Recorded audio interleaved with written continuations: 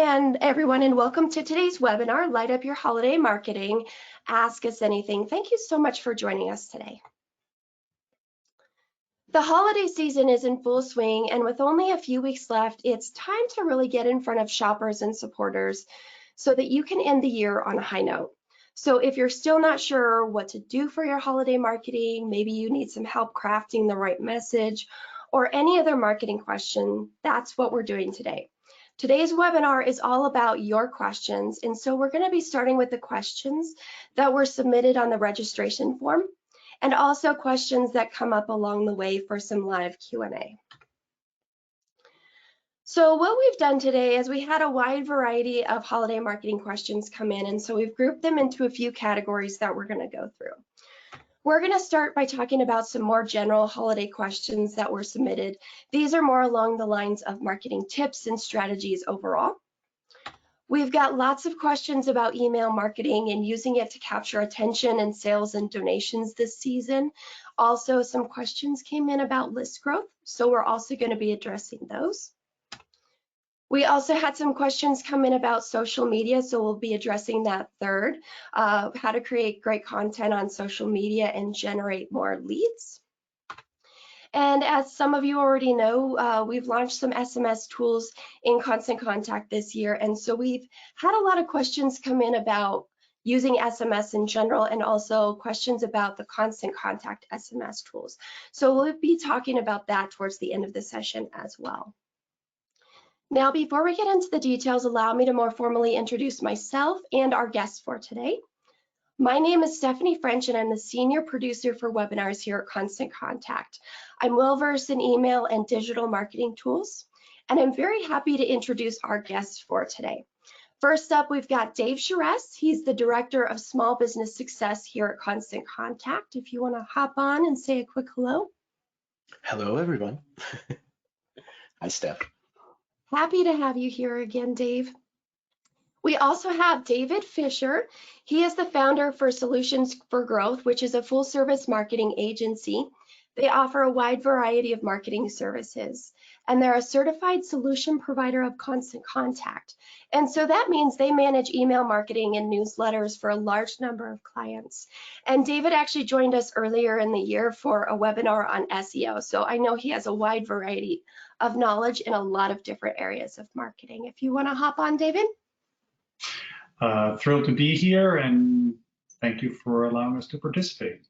Yeah, thanks for joining us again. We're happy to have you. All right, so before we get into the session today and all of these really great questions, I thought it would be a great idea to share some of the information of what are some of the popular things that we're seeing, what works and what doesn't, to kick off the session. So David, I'll have you start us off. What are some of the things you're noticing for this holiday season? We're noticing that more and more small businesses are really becoming more aware of the importance of marketing and doing marketing well. In the past, I would often see business owners doing all sorts of different marketing that sometimes had the right intention but was not well done. And that many times was unfortunately a wasted effort and sometimes a wasted amount of money. So more and more small business owners are realizing that, what I like to say is that marketing is easy to do, but it's hard to do well. Because like in any profession, there are rules of thumb, experiences, best practices, and it really makes a difference when the marketing is well done. And having the right tools in place, like the right email program, makes a big difference. And I have a sense that in the Q&As today, we're going to delve deeper into some of these marketing tools and what really makes them truly effective and getting the tools to really have an impact on your bottom line sales. And that's definitely something I know you can excel at and share with us throughout today. Dave, what about you? What are some of the things you're seeing this season?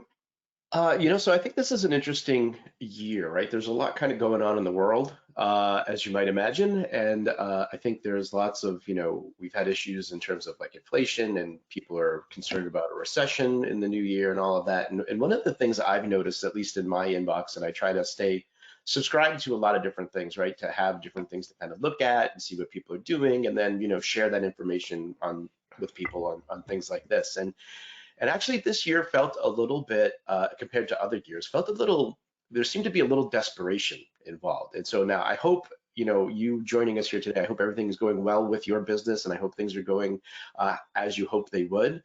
But I wanted to bring this up because I feel like there's something important here to think about. And I think what you really need to do when you are doing these things in relation to like a Black Friday or a Cyber Monday, like those types of things, I think you really need to stay true to what your deadlines are. Right? Because if you end up being in this case where you're doing something and it's like this weekend only, and then like, hey, now we've extended it, right? Really what's happening is you're training your customers to not have to take action, because they know there's going to be another deal right around the corner, right? And so what is a better thing to think about is like, do you have a series of maybe deals that you offer during this period, but they're all different, right? So you're not doing the same thing and extending something, because then it's like, now, if I want to get this thing, this is my opportunity to take that up. And if I want to get this thing, this is my opportunity to take that up, right? And so you really start to get your people in a different mindset to know that actually these sales are real, right? And they're meaningful to me, because if I want that thing, this is my opportunity to do it. So that's just something I've noticed this year and wanted to share that. Yeah, and I'll share a few kind of creative things that I have seen in my inbox and some small businesses doing. Those are all some great things to think of. I know a lot of you in the audience feel like you struggle with creativity and feeling like you need the most creative idea, which you really don't. You can just keep it simple, and oftentimes those types of things are effective as well. But really what I'm seeing a lot of this year is engagement, and it's not just about social media engagement and all of that. Of course, that's important. But for example, I know a small shop in my area, they took a picture of several snowmen that they actually hid in their display window and throughout the store.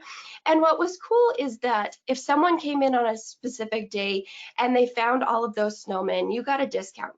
Another shop did a discount on everything red in the store on a particular day.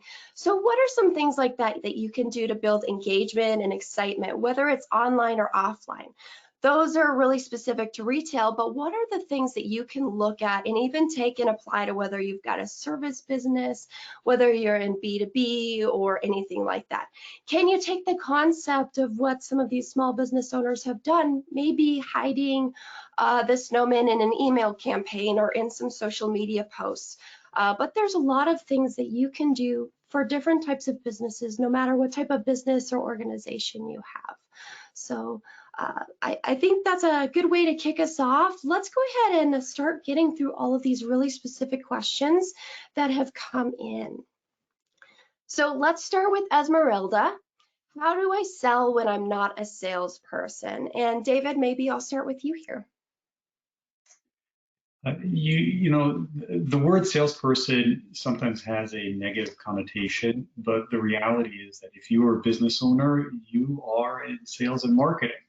Now, you don't have to come across as a strong salesperson and push people towards something. People will buy from you when you provide value to them. So probably one of the recurring themes in this webinar today is going to be delivering value. And value is information, education, entertainment. Don't just say, we sell the best widgets in town, you should buy our widgets. Tell me why my life will be better with your widgets. Why are your widgets different than the other company's widgets? Why will other people think more highly of me if I use your widget? Right? So give reasons for people to purchase your widgets. Don't sell it to them. I love that take. Dave, anything you want to add to that? Yeah, I mean, I'll just add a little bit here that, I think that's it, right? Like people don't really love to being sold to, right? But they love to find things that are interesting to them. They like to be educated, and they like to, just things that are fun. And I think if you can think of it like that and not think of yourself as somebody that is trying to do sales, but rather trying to serve the person that you're talking to.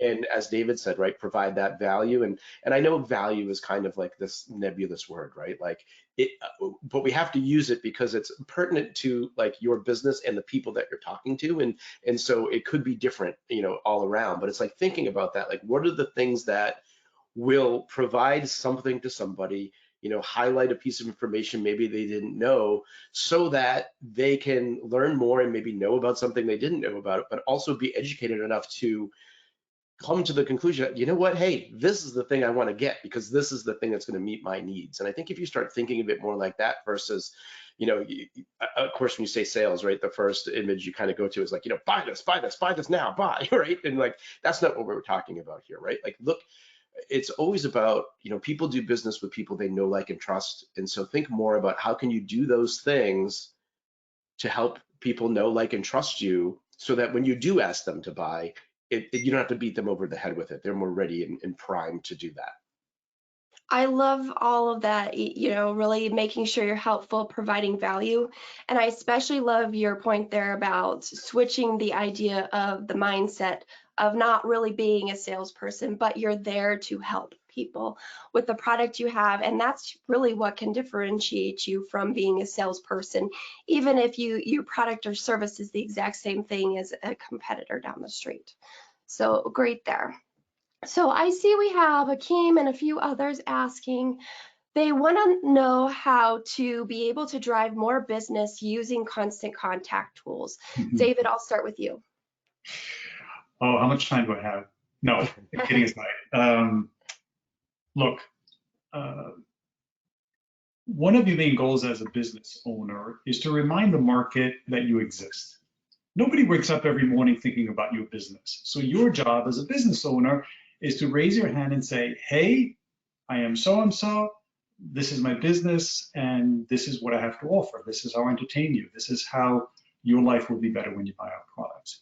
Be friendly, offer value, and this is done through marketing tools that, you know, we're in a constant contact webinar.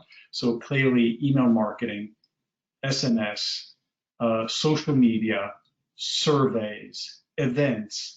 These are all marketing tools that are within your constant contact account and allow you to reach out to the market to remind them that you exist. Because, I mean, think of McDonald's, right? Everybody knows about McDonald's, but why do they advertise so much? Because otherwise, their competition, the Burger Kings, the Wendy's, the Chipotle's, and so on of the world, will take market share away. So you need to remind people all the time about your business. They don't care about your business. So your job is to do that. And when you create an email program or a social media program that consistently stays in touch with your market and describes to them how their life will be better when they buy your services or product, that's how it happens. And Constant Contact has the tools to do that extremely well.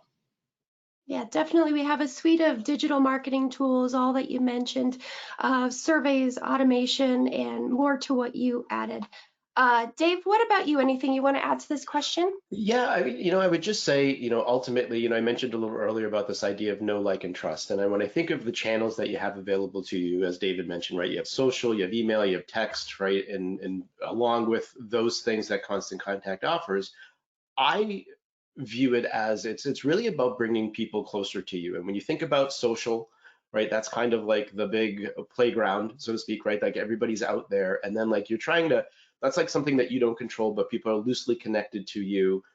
You can reach more people that way, but then you ultimately want to bring them closer. And that's where kind of like email comes in, right? You can bring them closer. You own those contacts. You can contact people when you want to. And just on the social side, of course, we have the social management tools that help you do that stuff. The email tools, of course. And then when we're talking about text, like that to me is like, that's like a whole other level that allows you to really get people on this device that everybody has with them. And so when you think about, people looking at their social channels on the phone, you can be there, but you don't really have control over it. The email, you can get directly into somebody's inbox, but with text messaging, if somebody gets a buzz, they look at their phone right away, right? And so there's opportunities to really, again, bring these people closer to you. And the trick is, if there is a trick here, is it's figuring out how to use each of those tools in a way that makes people want to connect with you on each of them because you're offering them something a little bit different in each of those, but they all work together to, as David is saying, keep your business out there, keep your business top of mind, so that you can shortcut the thinking process when somebody says, oh, I need this widget, I'm going to go to this place because I know they have that. Or somebody says, hey, do you know somebody that has that? You short circuit that brain function because you're top of mind, and they recommend your business. And that's what it's really all about. If I could just piggyback on one, I think, important concept on what you just said, Dave, the staying in touch. So there are a lot of businesses where the sales cycle is very long, particularly for services. Think attorneys, think CPA, think, big purchase ticket items, home services like painters or roofers. These are purchases that people make once every few years or only when they have a need. I don't need an attorney right now. But if these companies stay in touch with me on a regular basis, the day I do have a need, I will remember their name. Think of a plumber. The plumber comes to my house, they fix something, and then I don't need a plumber for 8 months. Do you think I'll remember the name of that plumber? What if the plumber stayed in touch with me and got me on social media, sends me an email presenting me the plumber's expertise and so on? Chances are in 8 months, I will call that plumber again. And that applies for a whole bunch of industries. All about staying top of mind. I love it. This next one comes from Eric Ernest and probably a few others out there, but it's a pretty popular question. What tips and best practices do you have for keeping messaging inclusive and also balancing end of year asks with authentic good wishes? David?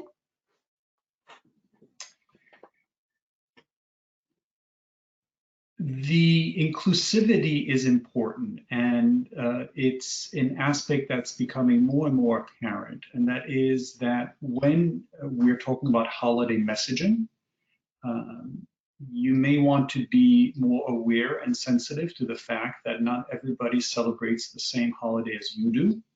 So perhaps on the graphical part of your emails, you may not want to put just a Christmas tree.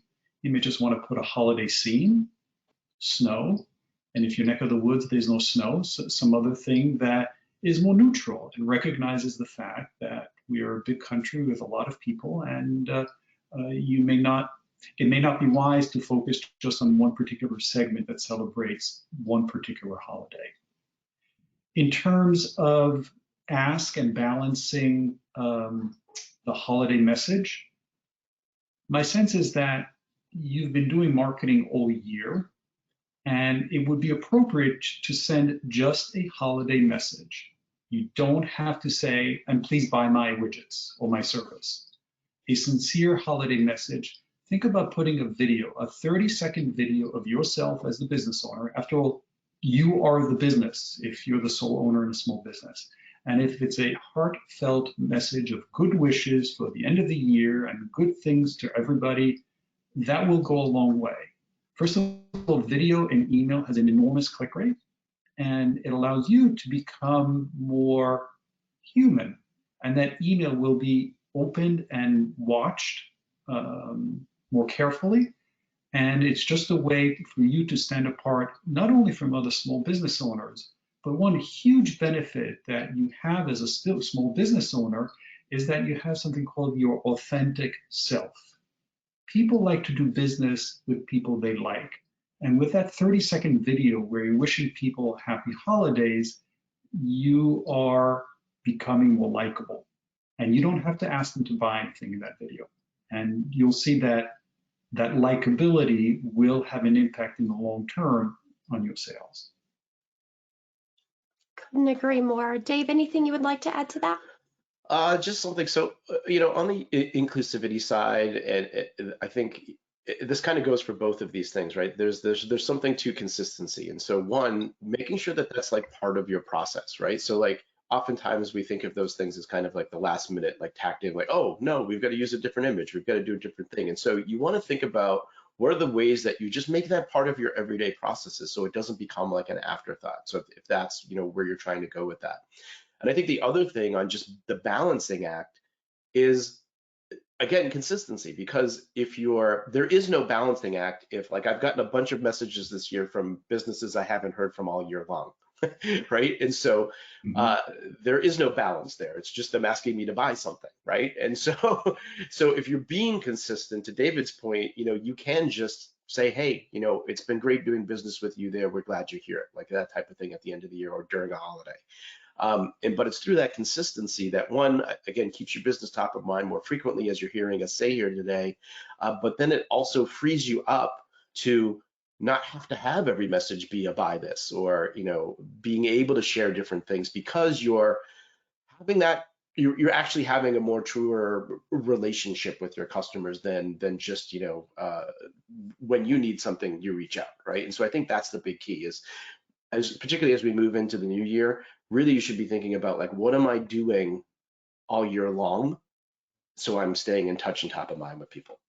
Yeah. And that consistency is what makes you not look desperate when it starts to come to the Yeah. end of the year. So I definitely agree with that wholeheartedly. This next one comes from Jessica, who I believe or works in the community and education programs. What are some holiday promotion ideas that don't involve sales or discounts? And I'll kick us off here. But really, this goes back to the idea that we've all been talking about: provide value.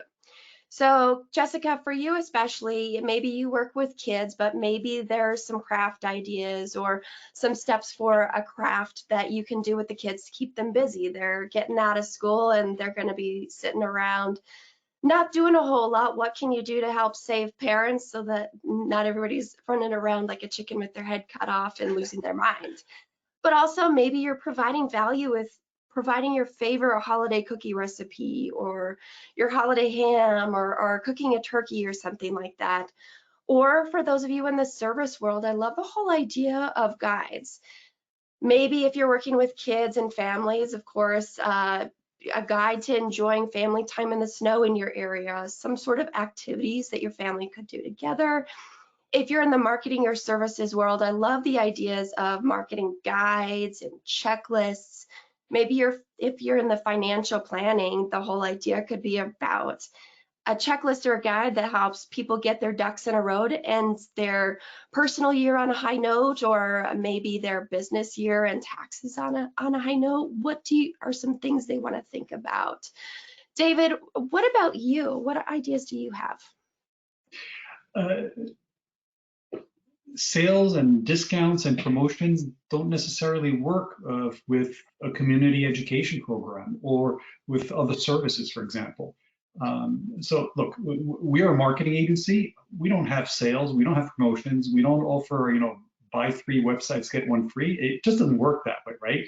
So the added value that we provide is exactly what you said, which is guides and checklists.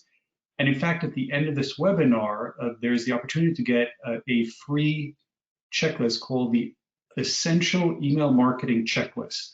And it's a document that is based on the experience we have on doing email marketing for many years, that I think many folks will be very appreciative to follow, to make sure that the email marketing that they do, meets best practices and really works better for them. Love it. Perfect. So this next one comes from Brian, and it looks like he's in the furniture business. During the post-pandemic holiday season, how can I increase response to special events for a retail store? Let me jump in there, Steph, because I think this is actually a good follow-up, because one of the things I wanted to mention with that last question too is events, right? Like, events are a good way. More and more we're seeing people form, there's like a community that forms around like businesses oftentimes now. And obviously this depends a lot on the nature of the business and how tightly knit that community is, but events are a great way to just get people and promote something to bring people together. But again, make that more of that personal connection, which will help influence sales, in the long run. Now, in terms of, post-pandemic type of thing, I think this does come down to knowing your community, knowing your customers, and what are the concerns that they may have about coming to an event, and what can you do to ensure everybody's safe and, kind of ease those concerns. And I think if you start thinking there, that's a good place where you can be like, oh, okay, it's kind of like, just like in sales where you have to overcome obstacles or objections from people. It's almost the same thing. Like, convincing somebody to leave the house can be an interesting conversation to begin with, right? And so you've got to give them reasons why would I want to leave my house when I'm comfortable on the couch watching Netflix, right? Like, why would I want to do that? Well, you've got to give them a reason. And I think it's really thinking through that and understanding what's going to make them say no, so you can help alleviate that. Very true. And what you're touching upon, Dave, is spot on, because it ties into the difference between features and benefits in marketing messaging, right? So you're a furniture store and you want to have an event. So you send an email or promote it on your website or through direct mail and so on and saying, hey, we're having an event, period, right? The event is the feature, okay? But why, to your point, why should I come? And that's where the benefits come into play. Come to the event so that you meet people, you see the latest furniture, you try out the most comfortable couch in the world, you see this special coffee table that turns into a dining room table, right? So give people a reason why. And part of marketing messaging is frankly telling people what to think. I mean, you do it nicely and properly, but you need to give people the benefit is the emotional step that gets people to say yes. I'll give you another example. Think of a car company. We are Ford, we make cars and they all have seatbelts. That could be one of their ads, right? I'm oversimplifying. Now think of the exact same ad and say, we're Ford, we make cars, they all have seatbelts, and they will save your daughter's life. Which of the two messages do you think is more effective? Don't you want to save your daughter's life? Of course you're going to buy a Ford because that is a seatbelt. Think of the same concept in the products and services that you're selling. What are the features, and what will those features do to make your customer's life better? Great. So I see there's some problems with a few people having trouble viewing our webcams. I'm not sure what that is because we can still see each other here. So let's give it a few minutes and see if it all comes back up. Dave, I'm able to see you, and David. But let's move on to Crystal's question, and she's in the nonprofit world. Where do we start with funding? And we would like to help remodel or build houses for the poor and the homeless. Dave, I'll start with you. So I'm sorry, could you just repeat that question? So where do we start with funding? We'd like to help remodel or build houses for the poor and homeless. Where do we start with funding? So, I mean, I think this is one of those things where you kind of really got to work on like how you're telling that story, and how you're, we're just talking about getting emotional here, right? Like, how do you connect with the things that make us people, and what is the cause? Why is that cause important? Who are the people that cause is impacting? And how does the things that we do as somebody that might be, providing funding, how does that support impact the things that are happening in the world? And I think if we focus on those things rather than, what we want people is to give funding or donate and all of that. But if you just focus on donate versus the story around why, we need to compel people with that reason why. I think we're kind of coming up with a theme here on that, right? Is that what is the reason why somebody would want to do that thing, and focus on those things, because those are the things that get people to take into action. And I'll just add, we held a webinar a couple months ago with Donor Perfect, and what I'll mention is they showed us some data that you've got usually two groups of people. Some people are motivated by the numbers, and some people are really pulled in by those stories and those emotions. So you've got to tap into that. If you don't know who those different people are, that's okay. You can just create every email by showing the impact, sharing those stories so that you're connecting with people in a variety of ways. Share the numbers, keep people updated on where you're at with your donations, how the campaign ended, where did that leave you with, an amount of money, poundage of food that was donated, and those types of things can certainly help you. David, what about your experience pertaining to this time of year and getting donations? It's a question of trying to give additional purpose to the messaging. So let's say that you're a nonprofit and in the fall you had a big fundraiser and you still want to, get some more donations for you. So in addition to what you and Dave just said, which is perfect, using some numbers to help people reach a goal would be helpful. So what if the messaging was, we're at 98% of our goal for the year. Won't you help us get that 2%? Make a donation now, help the animals, the people, the nature, the business, whatever the nonprofit is, hit that 100%. Or it could be a matching grant. For every dollar you contribute, another 50 cents will come from someone else, or something like that. There are different creative ways of doing it, but it's a little bit of the hook, if you would, that in conjunction with the numbers and the stories and so on comes into play. One thing we've been very successful with is, again, the use of video in the emails or on websites. Particularly because in the nonprofit world, it's all about emotion. And the moment you have someone telling you a story or making a case about how their life has changed because of the nonprofit, or if it's the nonprofit speaking what they are doing to change people's lives, that gives you the emotional hook that gets people to say, okay, I'm going to help you get from 98 to 100%. Video is powerful. And I'll just comment, video doesn't have to be a $5,000 professionally done video and so on. Almost all of us have a video camera in our pocket, right? And with a little tripod and some good lighting and a good microphone, it's amazing what you can do. Yes, the power of video is amazing for nonprofits and really any small business out there. This next one comes from Kim and a few others. What kind of tips do you have for the end of the year ask when we just had a big fundraiser in October and November? David, I'll start with you. Frankly, similar to what we just spoke about. The messaging, how it's sent, use video, create an emotional connection, use some numbers, create some incentives like matching grants and things like that. Those things resonate. Dave, what about you? Yeah, I love all the things that we're talking about here. I would say, just to even get more specific, I love that idea of, showing how close you are to achieving a particular goal, right? Getting specific with those numbers and like, hey, we're like so close, and like your donation is going to make a big difference in that. And so I think doing something like that is also very valuable. Let's move on to Uma's and a few other questions. This is a very popular question, but how often do you send out emails and at what times? Dave, let's start with you. Oh wow, okay, it looks like we're back.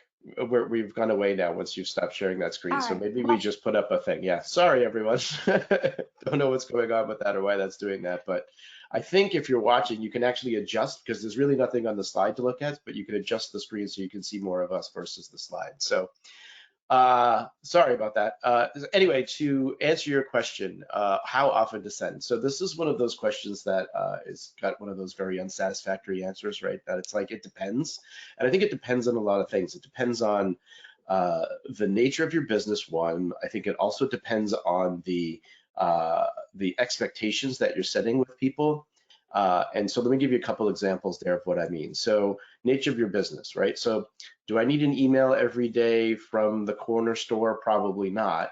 But we have a customer that sells tea, and she found actually like sending an email every day about one of their teas works really well for them, right? And you might be saying like, I would never do that, right? But it's different for different people. I think the other thing is the expectations, right? If I sign up for an email list that says you're going to get a daily tip, well, I'm expecting you to send to me daily, right? Because that's what I signed on for. And then the other thing to think about is just, entrance, in timing, relevancy, and interest, and all of that type of thing. So if somebody is actually actively engaged with a particular product or service or something like that, you can oftentimes figure that people are interested in that thing at the time. And so sending them more messages about that at a little higher frequency makes sense. And so example I'll give there is, if you do catering and somebody clicks on a link that's about catering, well, sending them some follow-up messages about catering is going to be like, oh yeah, that's cool because I'm interested in that, right? And so I think there's so many variables there that you kind of have to play around and figure out what works for you. But I don't know, David, if you got anything to add there. Yes, and that is, think about weekends. The vast majority of commercial email messages are sent Monday through Friday at different times of the day, and looking at actual numbers obviously will give you an indication of when it's more effective for you. But we have found with some clients that sending, for example, on a Sunday evening, you get a really high open rate. Why? Particularly in the B2B world, a lot of people on Sunday evening are getting ready for Monday, and they'll look at their email, and they're in a calm frame of mind compared to Monday morning. And getting that email on a Sunday at 7 o'clock surprisingly has some great open rates. And so think a little bit outside the box, not only Monday through Friday. Yeah, sometimes you got to think a little bit of the opposite, know who your subscribers are. I'll Right. share that I saw a stat the other day from World Data. 80% of all email campaigns are sent out on the hour, 7 a.m., 10 a.m., and 11 a.m. A lot of the activity that's going to occur with emails is within that first 10 minutes of every hour, because a lot of people are doing that. So try sending out maybe like 7:15 or 10:15 or 10:30 or 10:45 or something like that, to see if that can certainly help, so that way you're not conglomerated in with everyone else who's sending. So along these same KPIs and reports, Merrick asks, what kind of KPIs do we set and follow in the era of Apple privacy protection? David, I'll go with you. Yes, so Apple Privacy Protection is a feature that Apple put in place earlier this year that skews the open rates because it considers all emails as opened. So what that is doing is it's inflating the real open rate of your email program. There is no perfect way to figure out what they'll call it the real open rate. So what we tell our clients is just to assume about 10% lower. So if your open rate in the program is 40%, assume that it's really 36%, 10% less. And just use that as a standard number to determine what the real open rate is. Other KPIs, obviously, besides the open rate, is the click rate, which is in a certain sense almost more important than the open rate. Click rate means engagement. The other number that we look at very closely is the unsubscribe rate. What percentage of people are saying, hey, you're really nice, but I don't want to get your emails anymore, right? So what that's telling you is that they're not seeing value in what's in the emails, or the reality is they are likely not going to be a customer of yours for whatever reason. Try not to take it personally, but it's just the market telling you that, no, thank you. And it's perfectly normal to have unsubscribes. As long as you're, within 1%, you're doing fine. Nothing to worry about. But when you start going north of 1%, there's something that needs to be improved in your emails. Exactly. And really what we're saying too is go beyond those opens and clicks. Opens really isn't that great of a metric. Clicks is a little bit better because you're able to see the actions that people are taking. But go out and look at that conversion rate, or the people who've bought your service or bought your product, and start to calculate your conversion rate that way. If you're using a tool like Shopify with Constant Contact, that's certainly something that's easy to look at, but you can start to see maybe even in just a number of sales and start to see an impact that way. Mm-hmm. All right, so next pretty popular question, Andrew and a few others are asking, what are the best ways to increase open rates and achieve better impact? David, I'll go with you first. So the two things that determine the open rate are the from field and the subject line. And there's a third one, which I'll get in just a second. So the from field, who is this from? So do people know you by your name? Do people know you by your company name? So in our case, for example, people know the name David Fisher, but they also only know Solutions for Growth. So the newsletters that we send out say in the from field, Solutions for Growth David Fisher. So there's a 50-50 chance that you recognize a name. So think of your company, how are you recognized? The other thing is the subject line. The subject line should not be March newsletter. It's March, I know it's a newsletter, right? So the subject line needs to tell the person why they should open the email. You can use humor, you need to be specific, don't lie in the subject line, and just Keep it short and sweet and give me a reason why I should open that email. The third thing is more of a long-term approach, and it's something called sender reputation. And that takes place over time. And if I keep receiving emails from a company and the content of that email is good and interesting and has value, when I see it in my inbox, I'm going to say, oh yeah, look, there's an email from that company. I'm going to open it because there's something in there that I'm going to find interesting. So it goes back to what Dave and Stephanie were mentioning at the beginning, which is value. Put value in your emails. So in people's minds, you are a sender with a high reputation, and there's a high likelihood that I'm going to open the emails and take action on them. Perfect. Dave, anything you'd like to add to what David said? Yeah, I think it's just a good idea too to, in addition to those things, is test some things, right? And I think this is the mentality that we have to get into, is that like not everything's going to work for everybody, not everything's going to work for your audience, and so it's really about finding the best practices that work for you, and you do that by testing things. And I saw a question come in here: is when will we have more options for emojis and subject headers? And that's one thing to test. Do emojis work? To answer that question specifically, there are some that we offer, but I'm forgetting the name of the site, but there's a site that has like all of these different emojis, and depending on your computer, I know like the Apple computers have an emoji clipboard. You can always cut and paste those right into the subject line, and those will work as well, just for those of you playing along home. But I think it's also thinking about, is there a word that is bracketed at the beginning that might make more sense? Is it a capitalized, one word capitalized, and I think get you something more? I think this will be more meaningful to you as you have more and more contacts to kind of, have an impact on like the slight differences there. But other than testing those things and doing those, I agree 100% with David in terms of like people open things because of who they know. And then from there, it's, just tell me what's in the email so I know whether or not that's something that's pertinent to me specifically. That's always going to be your best bet. And I believe that website is called Emojipedia, which I will grab a link for after the session and include it in the follow-up email. So let's move on to some list growth questions here. What are the best ways to grow my email and text lists? Dave?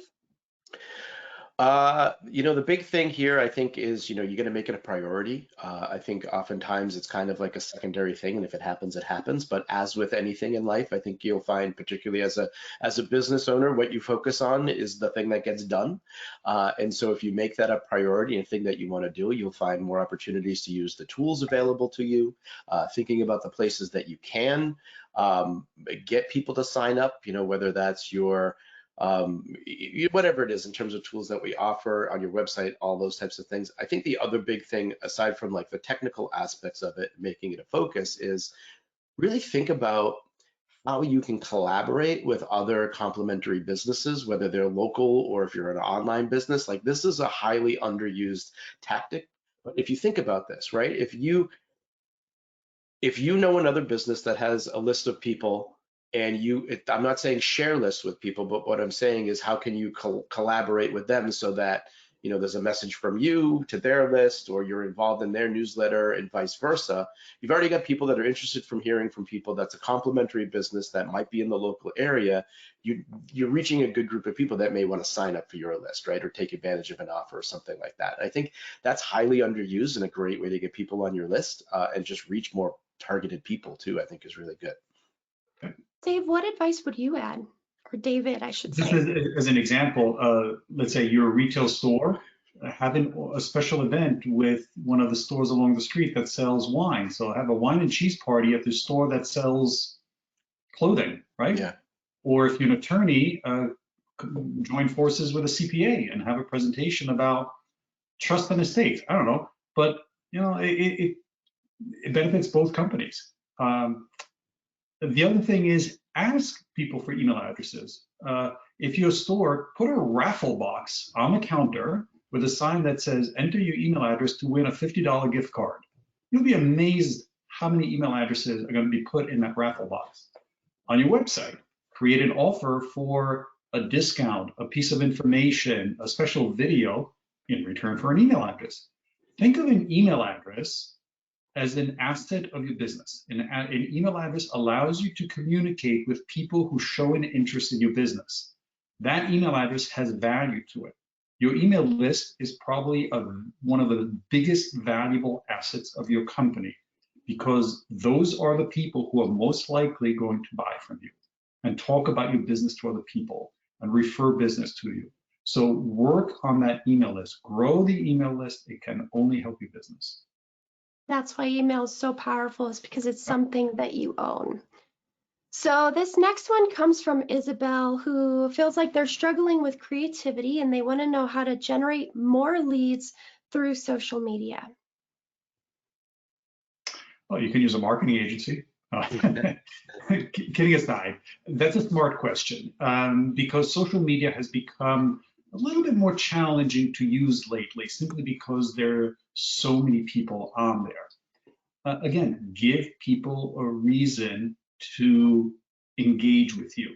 So first of all, for example, when we manage social media posts for our clients, about a third of the posts are about the client's business. What's happening in the business, new hires, promotions, and news, and so on. 2/3 of the posts are not about the business. And the reason it's posts about things that would be of interest to your market.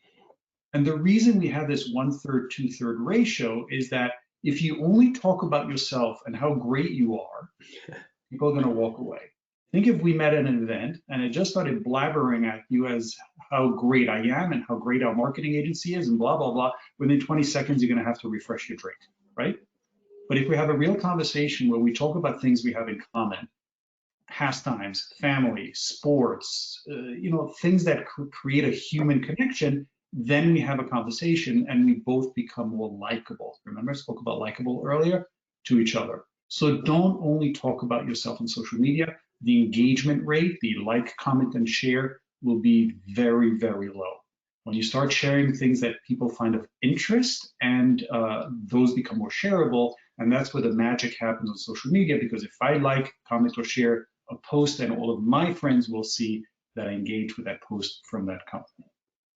That engagement is kind of that magical sauce of social media and competing with the algorithm. So I love it. Let's move on to address a few of the questions about SMS. Stefan is asking, as a consumer, I really dislike receiving marketing through text messages. And I know I've seen a few people here who also feel that way. So how is SMS a viable marketing channel? David, I'll start with you first. I think you're right.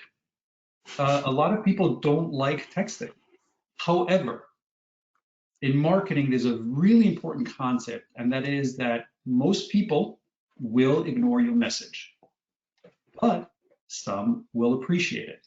So think about direct mail. In direct mail, when you get a 1% response rate, you're a hero. Think about TV ads. Think of a TV ad for a car. If you're not in the market for buying a car, you will completely ignore that ad. But if you were thinking of buying a car, you'll pay attention to it. So don't position marketing channels as, oh, it doesn't work. Mail goes in the garbage. People don't like text. Email gets deleted. You're right. A 25% open rate, that means 75% of the people didn't open the email. But it's a game of numbers. And when 25% of people open that email, that's when business starts happening. When people get a text message and 10% of the people click on the link, that's good. When you run a radio ad and you get 20 phone calls the following day, that worked. Thousands of people didn't call you, and you're right. Radio ad doesn't work for most people, you're right. But in marketing, it's numbers, and all you need is a small number of people to take action on whatever marketing tool you're using, and it will work. Now, text marketing has some very specific rules in terms of when and how to use it. When done well, it can work magic, because the equivalent of the open rate is probably 98%. Great. And Dave, I believe you have some sort of analogy on this as some sort of like after party. Maybe you can talk about that. Well, yeah, I often talk about, how the text list is really kind of like, if you think of like, as you're talking about bringing people close to you and social media is like a big party, uh, email is kind of like the after party where you've got a smaller group of friends who have like, oh, I want to hang out with these people more. And that the text list is really like that VIP party, right? Where like, oh, these are the select group that really want to, you want to stay in touch with and do that thing. And I think really, to answer the question specifically is like, if we think about it like that, oftentimes, right, like one, you're not your customer. And so you need to pay attention to what's happening in the market and what's changing. And we're seeing more and more people open up to the idea of receiving text messages or AKA SMS messages, right? And so you want to ultimately, like, I think it's always kind of good to, if you can, and if you're in that place, think about how you can get in on some of these channels sooner than later. Because at a certain point, it becomes like right now, it's not overly used because so many people are still in that state of like, well, I don't want to do that. I don't know.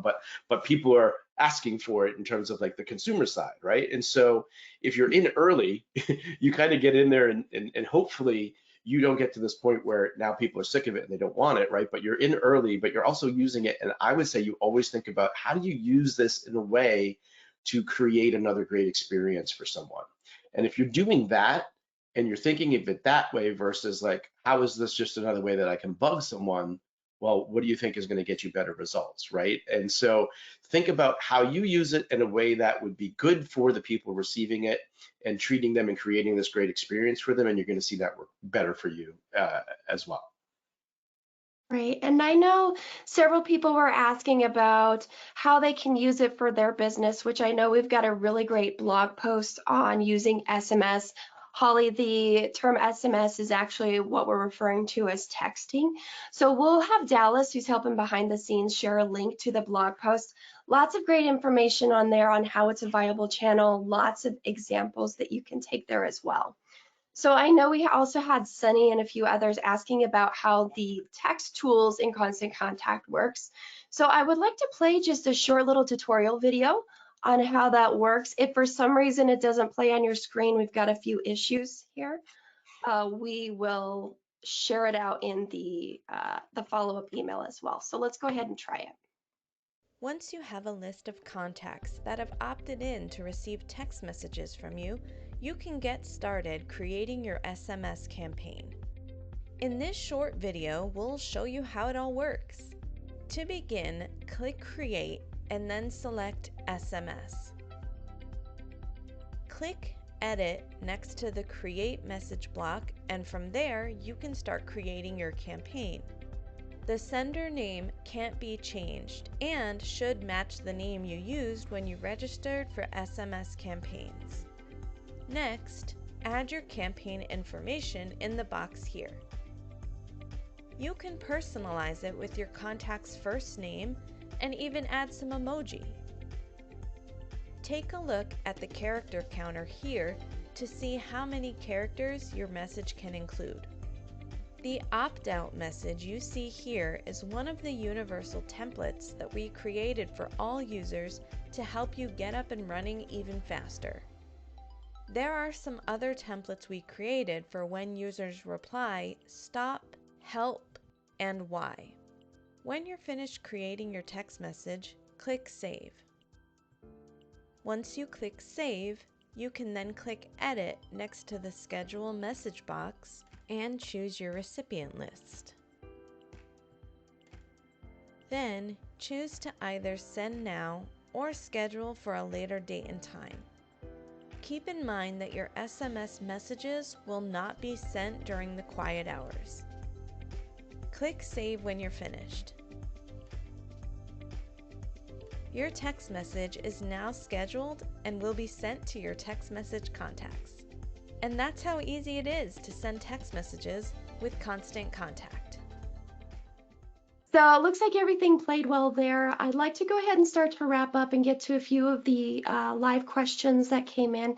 David, while we're doing that, maybe you want to go in and recap a few things, maybe some final tips to leave the audience with for today.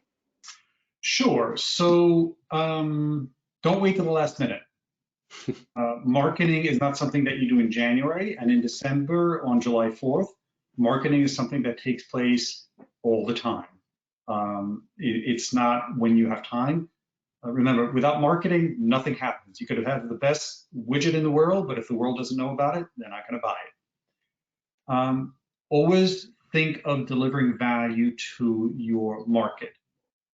You need to stand apart. You need to show your expertise. You need to provide additional value.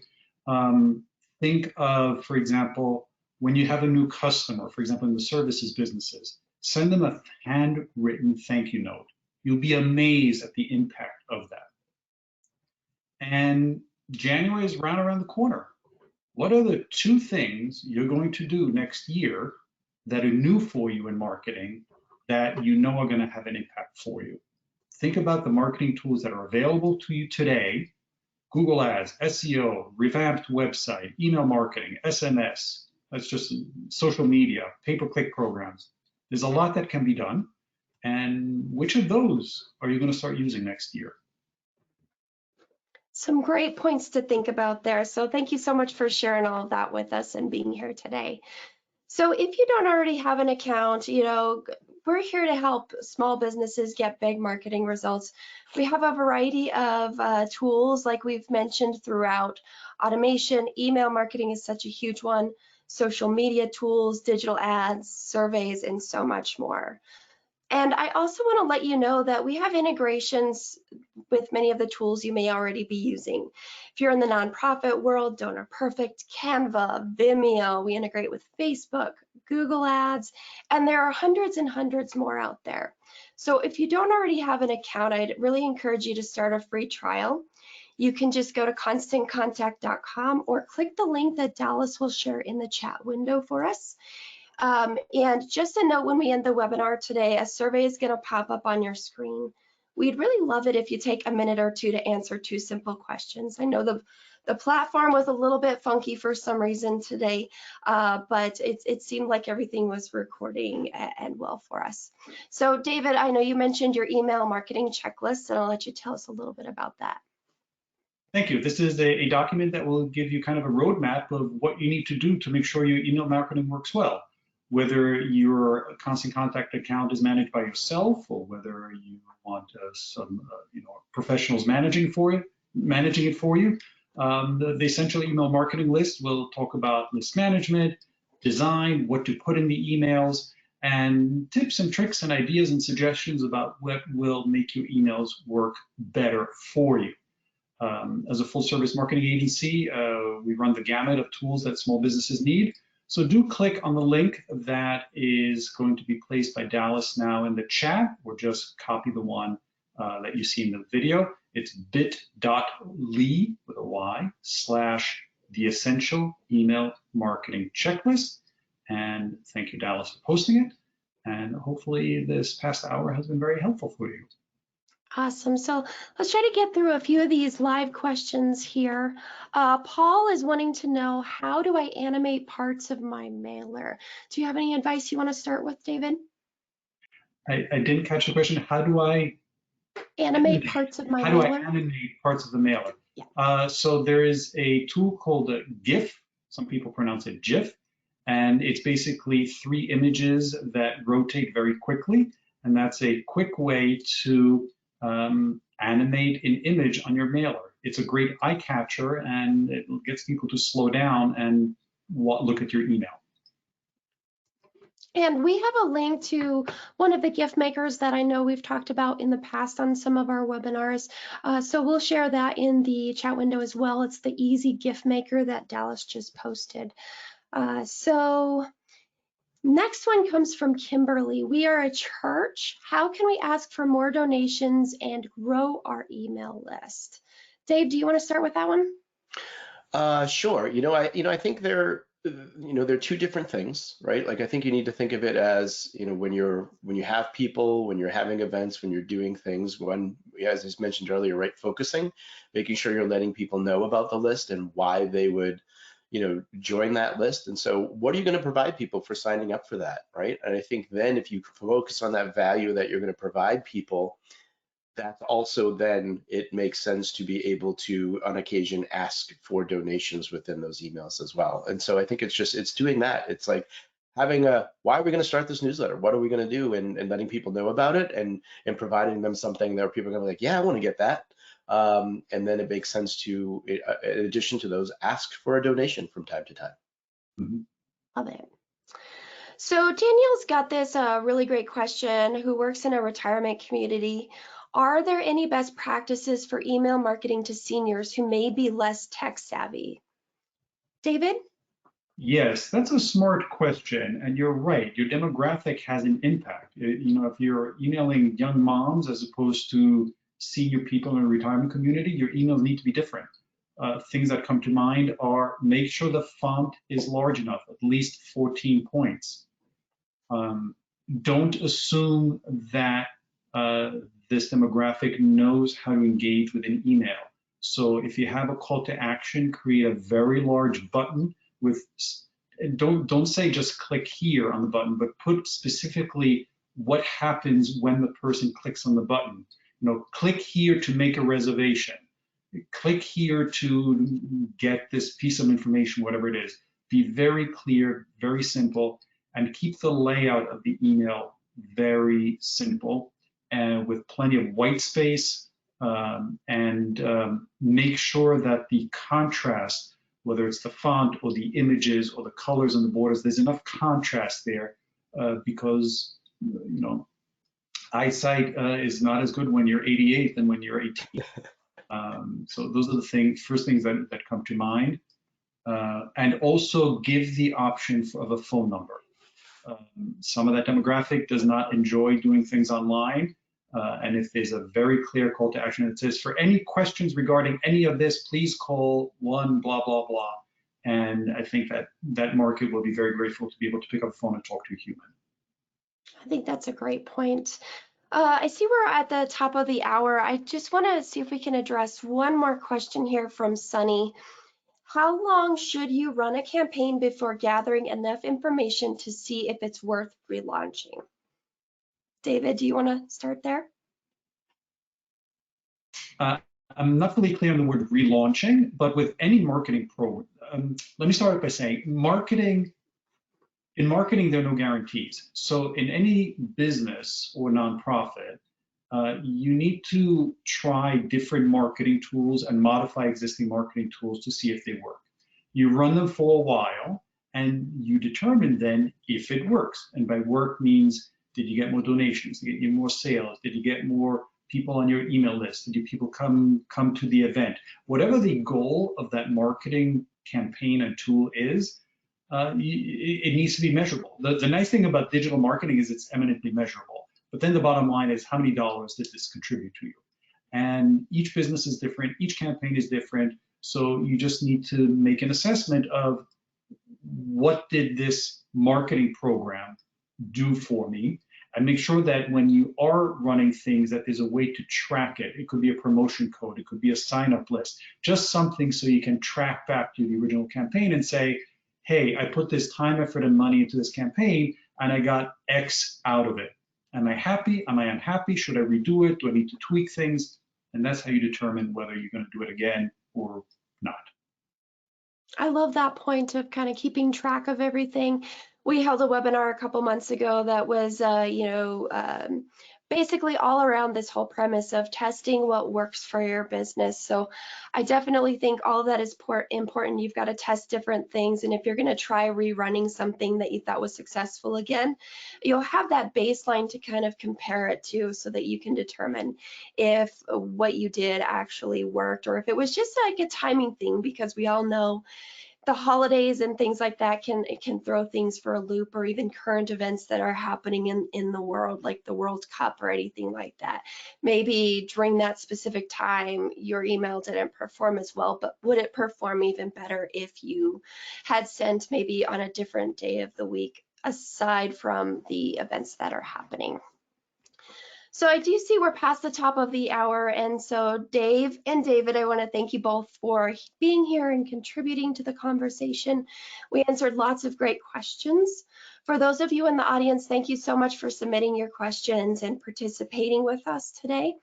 If you'll take the 2-minute survey, just a couple minutes to complete that, let us know what you thought of the webinar today. And also keep an eye out for the recording that will come out usually by the end of today, at the latest by the end of tomorrow, at the very latest. So I wish you all the best of luck in the rest of the holiday season, and I hope you all have a great rest of your day. Thank you so much, and bye now. Everyone, be well.